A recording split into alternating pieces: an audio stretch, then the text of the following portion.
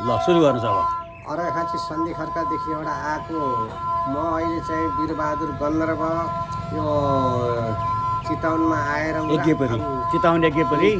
चितवन यज्ञपुरीमा आएर गरेर मैले चाहिँ हाम्रा गुल्मीका हुनुहुँदो रहेछ, उहाँसँग चाहिँ भेट भएर गरेर अहिले एउटा चाहिँ गीत सुनाउँदैछु।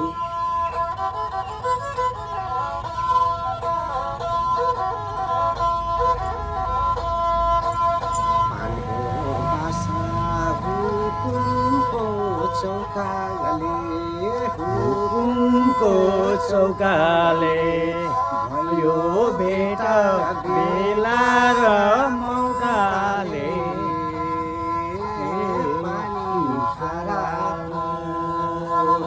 लाउ माया गाउँ घरको नलाउ काठको, लाउ माया गाउँ घरको नलाउ टाढाको।